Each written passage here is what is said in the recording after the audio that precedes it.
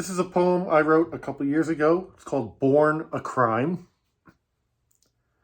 Down in Mississippi, a sweet little boy, his darling mother's lone pride and joy, the son of a man who had died in the war, polio-stricken, stuttering, and poor.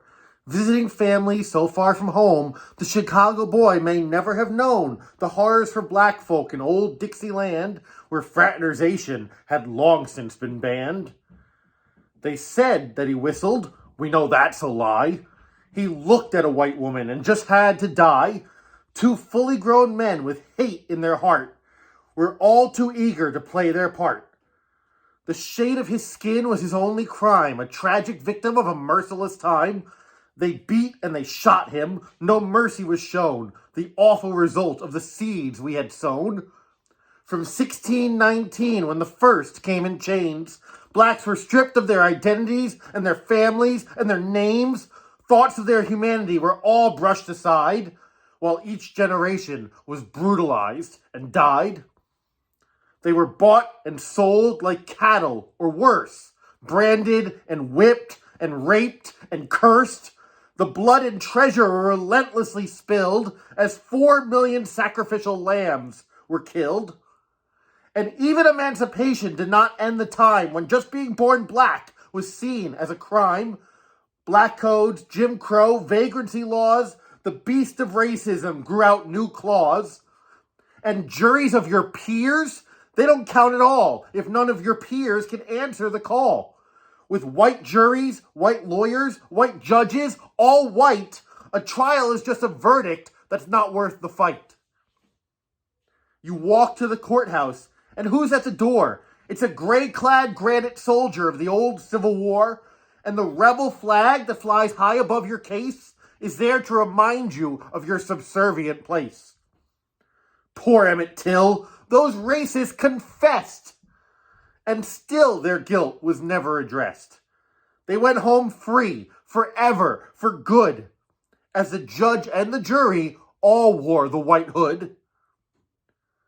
Decades have now passed, but that doesn't mean a thing. Look at the case of poor Rodney King, of Trayvon Martin, of Tamir Rice, all born black and paying a price. It's now 2020, and I can so clearly see blacks still being killed with impunity. They all look suspicious, or so we are told, and arrests aren't made until people are polled. But video cameras now bring crimes to light that back in the day would be lost in the night. People now see what was so long ignored. The conscience of the nation is striking a chord. Our society has so long devalued human worth and criminalized people from their moment of birth for color or religion or sex or for creed. We rush to judgments with incredible speed. The arc of the moral universe is long. MLK Jr. sure wasn't wrong, but it bends towards justice, he was certain to add, and sometimes it helps to let ourselves get mad. We need to understand this if we hope to improve. Sometimes a tragedy makes the universe move. So whenever you see justice's latest disgrace, weep and remember poor Emmett Till's face.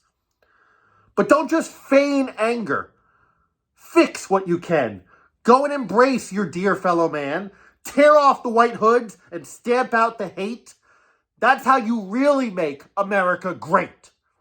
Not by posting a tweet, not by wearing a hat, not by ranting about fake news or any bullshit like that. Not by saying Nazis and Klansmen are fine. Unless, of course, you fall on their side of the line. And if you do, I wish you would just say. It seems no more irregular than in Emmett Till's day. If George Wallace is your idol or Strom Thurmond is your man, if you want to be part of some sick final plan, then say it openly, like how those two men confessed. Let it be known from the east to the west. No more dog whistles. Then we'll honestly see just what sort of country we're trying to be. Thank you.